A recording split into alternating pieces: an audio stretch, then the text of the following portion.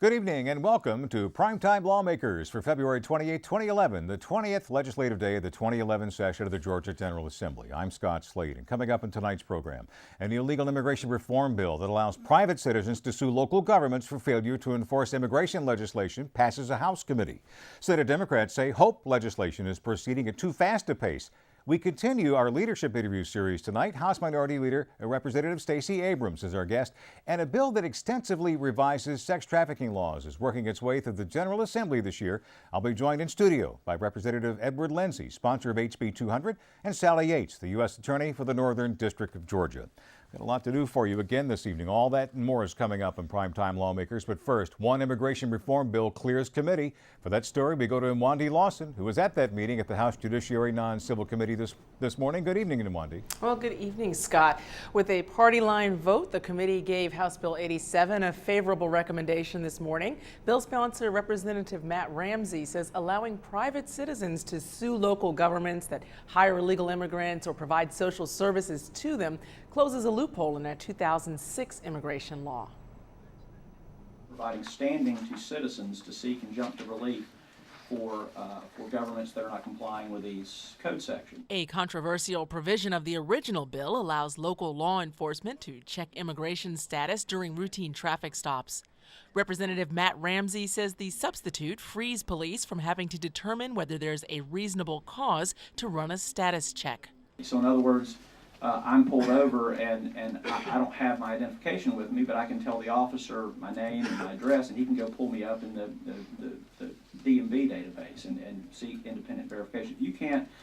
If you can't basically give evidence as to your identification, then an officer is authorized to go forward with the immigration status check. Candidly, there is nothing about the way this is set up that could any way rely on a person's race, color, or national origin. Immigration attorney Charles Cuck says changes made in committee actually worsen HB 87.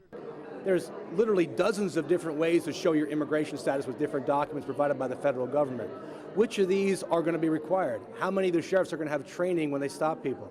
It doesn't solve the problem of the bill. We're addressing symptoms and not the problem. The substitute bill also penalizes the use of fake IDs to get jobs. This is just another deterrent to say that if you attempt to use counterfeit or fictitious identifying information for the purpose of obtaining employment, you will be guilty of the offense of aggravated identity fraud.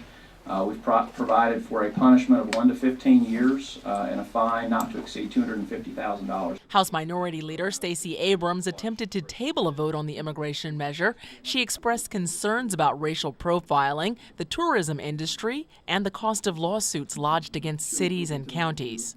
Most local governments do not have the broad resources of legal counsel in-house. Most of them will have to engage outside private counsel, and 45 days of private counsel and the ability of any citizen to lodge a complaint, I think, creates a fiscal nightmare. Representative Abrams' amendment was not successful. The bill was not tabled. Representative Ramsey points out that unlike the Senate version of the immigration bill, HB 87 does not provide exemptions for the agricultural industry. The bill now moves to the House Rules Committee. Senate Democrats today raised their collective voice to oppose the speed at which the Hope Scholarship legislation is moving. Claiming that promised public hearings have never been held, Senate Democratic leaders are describing the plan as high hopes and broken promises. It's uncertain about how much the Hope Scholarship will pay going forward. There's uncertainty about whether or not current students will be able to continue on in college. And a lot of families are sitting down today to make tough decisions about their finances to determine whether they can afford to stay in college or go to college next year. Senate Democrats also question the governor's claim that HB 326 will provide a savings of over $100 million. The governor's plan calls for a 10% reduction in tuition payments, but it accounts for not a 10% reduction. That would be about $45 million. The actual savings that is claimed with regard to the tuition reduction is $133 million. So there's a $90 million hole, and we need to understand how that gets filled. And my worry, we don't know, we haven't spoken to the governor's office about this, my worry is that they're counting on people not being able to keep hope in order to make up that money. Democratic senators oppose shortening the pre-K day. They would like to see the Zell Miller full tuition scholarship offered to the top students at every Georgia high school, not just those who have high SAT and ACT scores. They also support making the scholarship needs-based during periods of economic downturn. It is not my position that wealthy children shouldn't get the Hope Scholarship. We brought in the Hope Scholarship over time to include as many children who achieved good grades as possible. So we brought in the program over time, and I think it should be as broad as possible. But in a time of fiscal, and we are really in a period of fiscal emergency, should we be paying for the Hope Scholarship for children who would otherwise go? I don't think so. Senate Higher Education Chair Jim Butterworth had the final say on the issue today. If you want to break hope, if you want to lose hope in the state of Georgia, let's don't do a thing. Let's fight this proposal. Let's point out all the flaws in what might be in this proposal. Let's continue to spend like we're spending this year, $869 million coming in, $1.2 billion going out. Let's continue down that road and see where we are by about mid-July next year. House Democrats, by contrast, say that they were included in discussions about the Hope legislation, albeit towards the end of the process. Representative Stacey Abrams told me late last week that her party was able to address concerns about students who could lose the Hope Scholarship this fall. That's why the 1% loan program is so essential. Losing the books and fees component, an average of $150, plus if you're at UGA or Georgia Tech using the formula for next year, that's an additional $400 per, I think, semester. So you're talking about $1,000 that you have to come up with. We believe that the 1% loan program can help those students who need it bridge the gap. We're also excited that the governor's program does not include a Pell Grant offset, meaning that you can draw down Hope, you can draw down this loan, and you can draw down Pell Grants. And between those programs and the other federally funded loan programs, we believe that students should be able to make themselves whole. This is not a perfect solution by any means, but we think it is the best solution for the 88,000 students who are relying on Hope and the new influx of students who are coming on board in the fall. We'll have more on House Democrats' help to shape House Bill 236 in our leadership segment. In other news, the Senate today voted to allow police officers' previous employment records to be used in the hiring process. A similar measure was vetoed last year by former Governor Sonny Perdue, but Senator Buddy Carter argues that the process will weed out the state's many bad cops. Last year, there were 1,117 revoked certifications of peace officers. There were 56 accepted surrender of certifications of peace officers, 43 suspended certifications of peace officers, and 779 placed certifications on probation.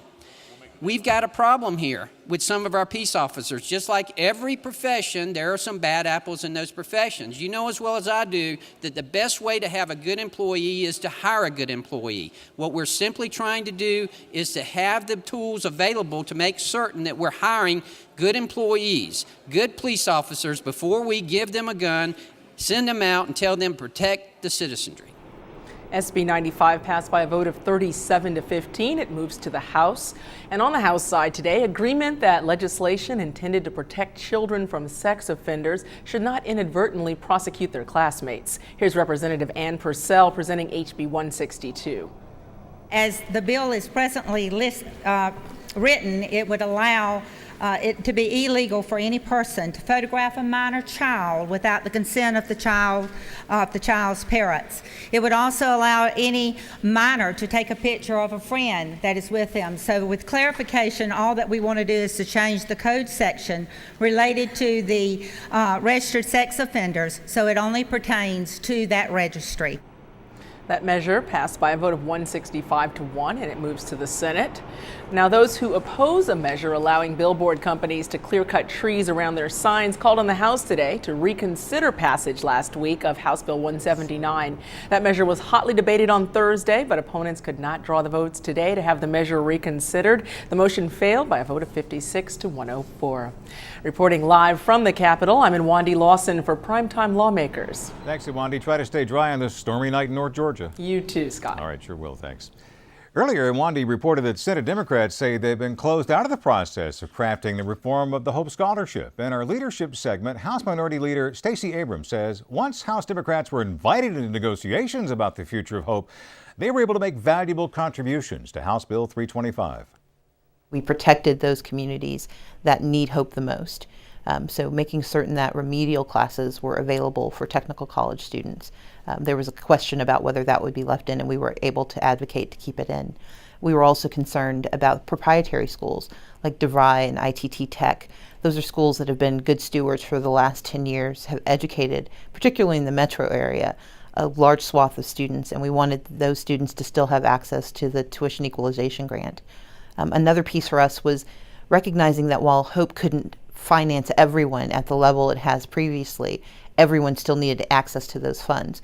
And so the 1% loan program being funded at $10 million is a huge win, because what that means is for the $400 extra now that for this coming year students would have to pay, they don't have to worry about that $400 being the difference between staying in school or not. And so those were three key provisions that we were very excited to work for.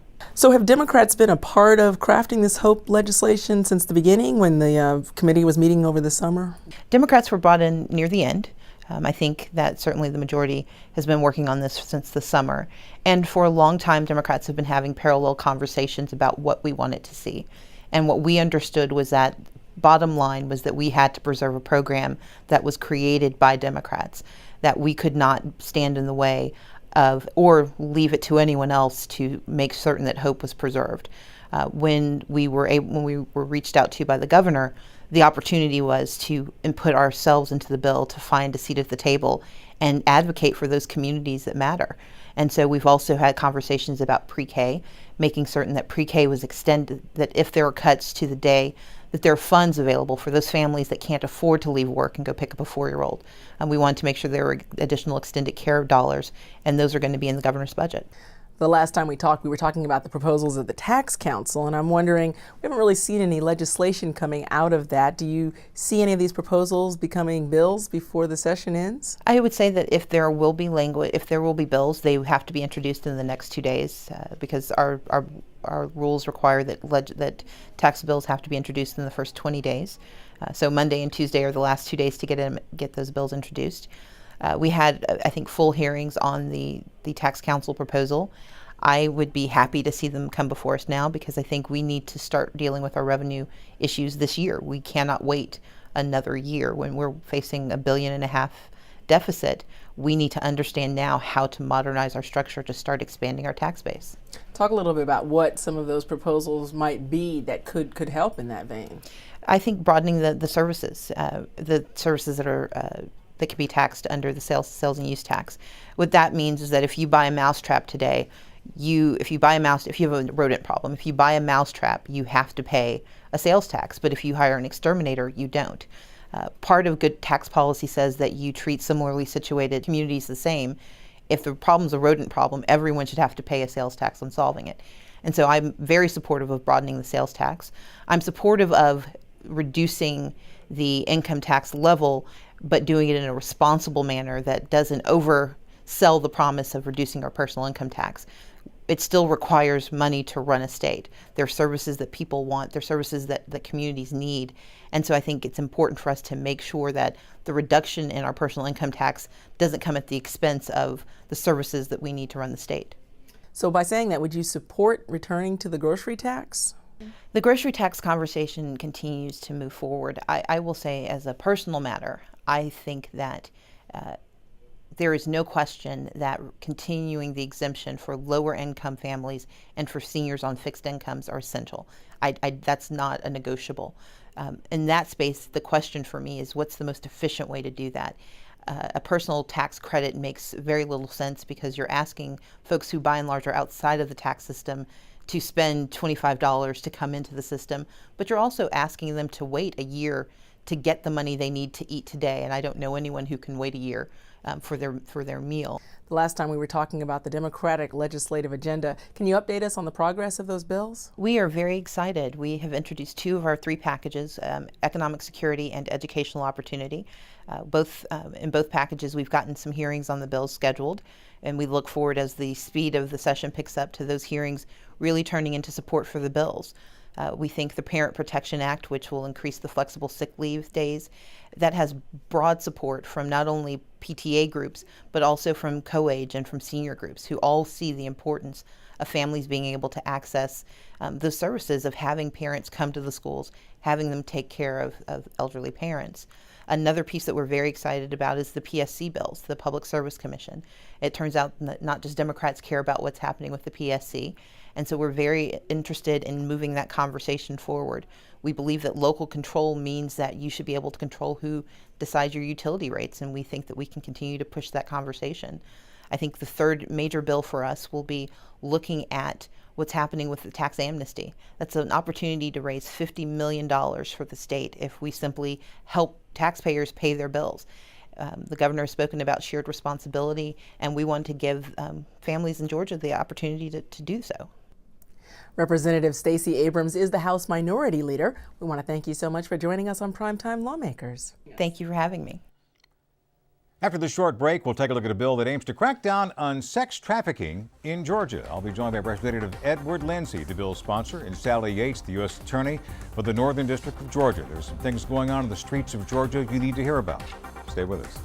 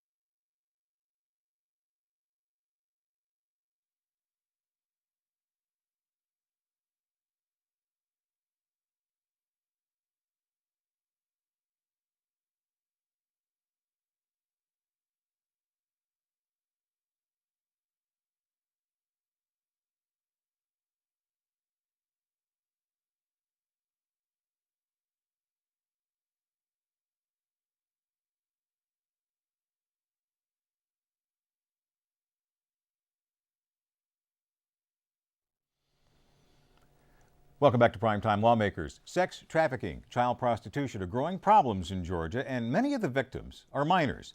House Bill 200 imposes tough penalties on human traffickers, as well as affording greater protection for exploited minors. Now, similar measures have been introduced in previous sessions of the General Assembly, but have run afoul of critics who say affording greater protection to child prostitutes amounts to decriminalization. Well, joining me on set tonight to talk about all this is Representative Edward Lindsey of Atlanta. Representative Lindsey is the sponsor of HB 200. Also, Sally Yates. Ms. Yates is the U.S. Attorney for the Northern District of Georgia. She has prosecuted numerous human trafficking offenders. Thank you both for being here. And this is an issue that's bubbling under all the hot button issues, from illegal immigration to Sunday alcohol sales to the Tax Reform Council. But when people find out just some of the heinous things that are going on in our streets that are allowed to happen, they just might be outraged. It's one of the reasons I wanted both of you to come in this evening. Ms. Yates, you're obviously the federal overview and the human trafficking problems crossing our borders. Representative Lindsey, you've got this bill that is showing some signs of life. Now, your district includes Midtown Atlanta. What got you involved in this issue? Well, what got me involved in this issue originally was my church, which is located in Midtown Atlanta. My church, and as well as several other churches in the area, have been grappling with this problem. They consider themselves, and they are, regrettably, at ground zero for the human trafficking trade here in Atlanta. And unfortunately, Atlanta is sort of ground zero for some of the worst human trafficking in the country. And so after the last session, when bills to try to deal with this issue failed, members of my church came to me, as well as some of the other fellow members of the House leadership came to me and said, "Look, we got to move something forward. We got to tackle this problem head on." And so I sat down with representatives from the Attorney General's office, the prosecutors, Georgia Family Violence Commission, which I'm on, as well as social workers and other religious organizations concerned about the problem, and said, look, I'm tired of seeing folks shooting at each other. It's time for us to all sit around a table and recognize that we have a serious problem here, and where can we find common ground. And that was the start of the discussions a year ago, and the culmination is House Bill 200, which passed out overwhelmingly out of the Judiciary Committee last week, and we hope to have it on the floor this week. I'm going to get into specifics of what the bill does for someone to bring Ms. Yates into this discussion. And obviously, you're not going to comment on state legislation. That's not your job. But the overall picture of human trafficking in the streets of Atlanta particularly, how bad is it? It's a horrific situation here in Atlanta. In fact, as Representative Lindsay said, Atlanta is ground zero. We are, in fact, the #1 city in the country for trafficking of children. And that's going on our streets every day. Well, you know, I'm not sure I have the complete answer. It's a variety of things. Some of the same things that have made our city an attractive city for businesses also make it an attractive city for activities like this. The airport, for one thing, brings in visitors from all over.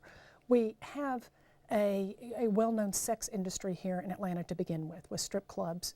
And so it's not that much of a leap then to this type of activity.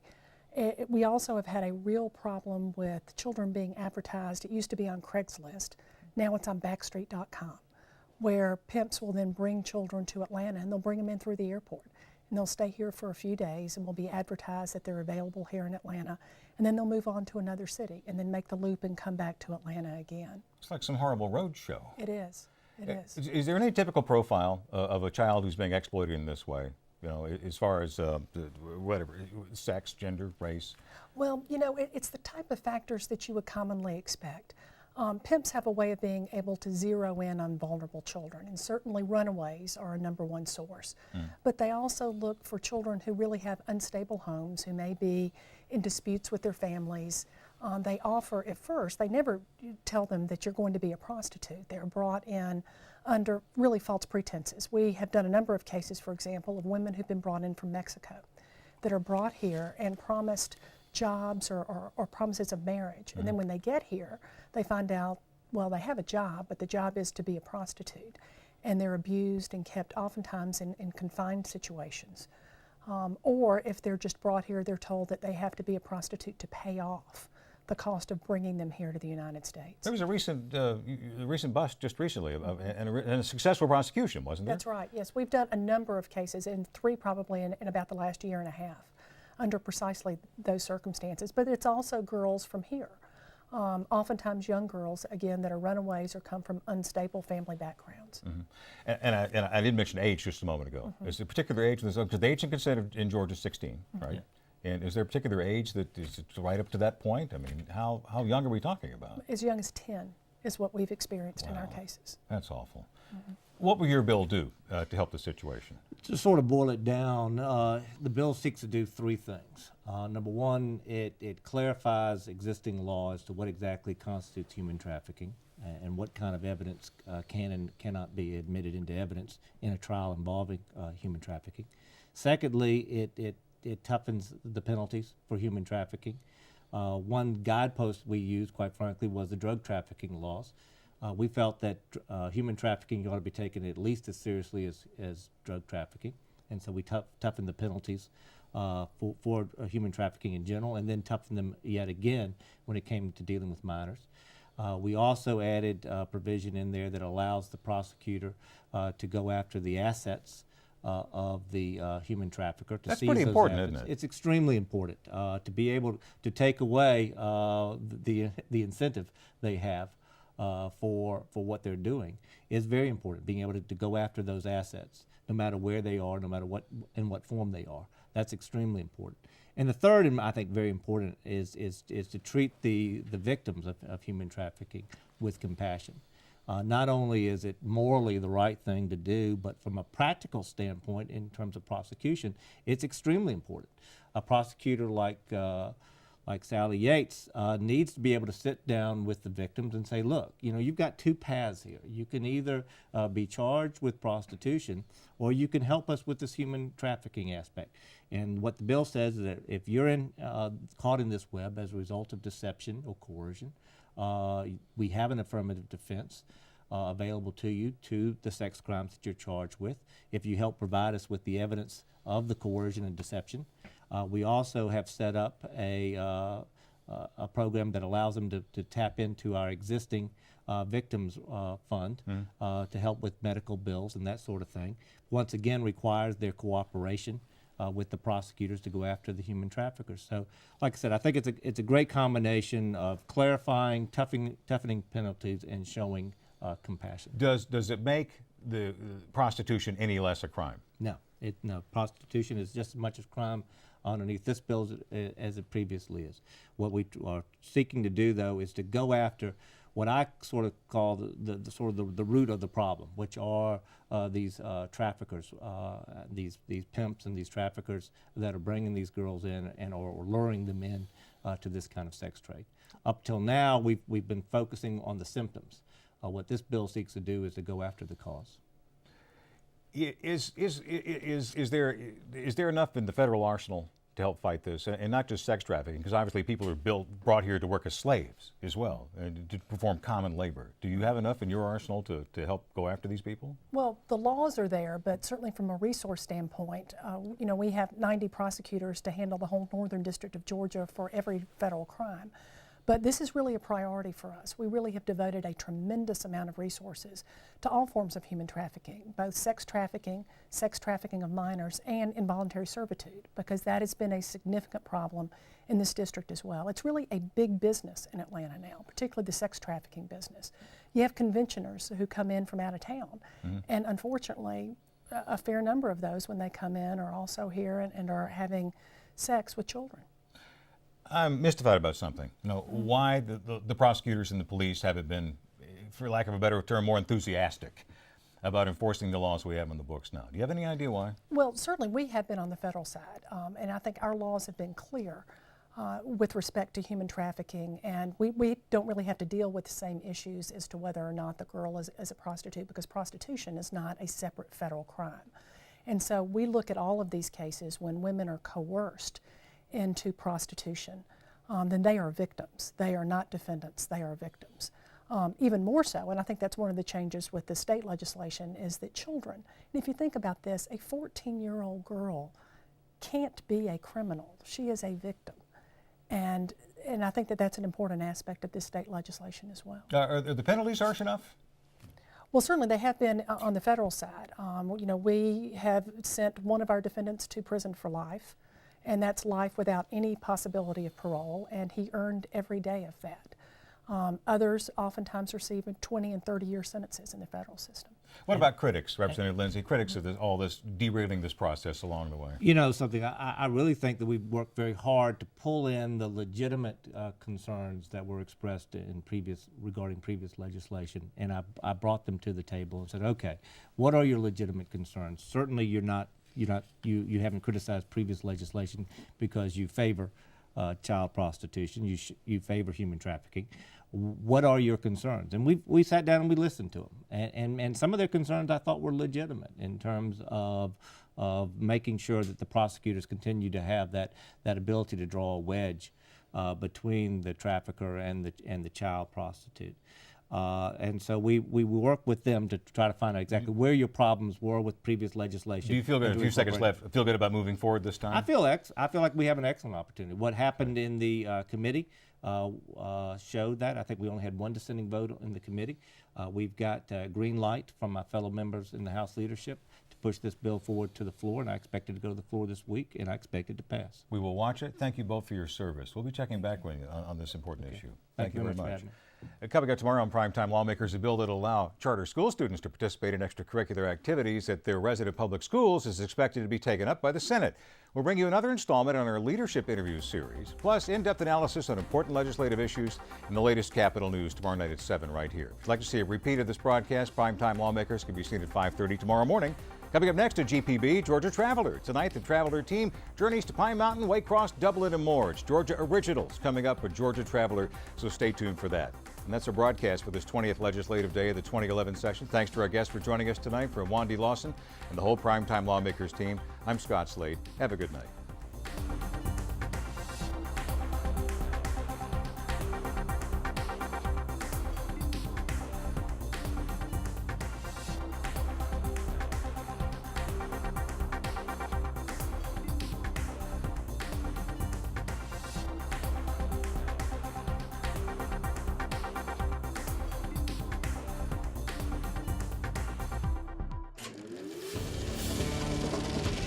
This is a GPB original production.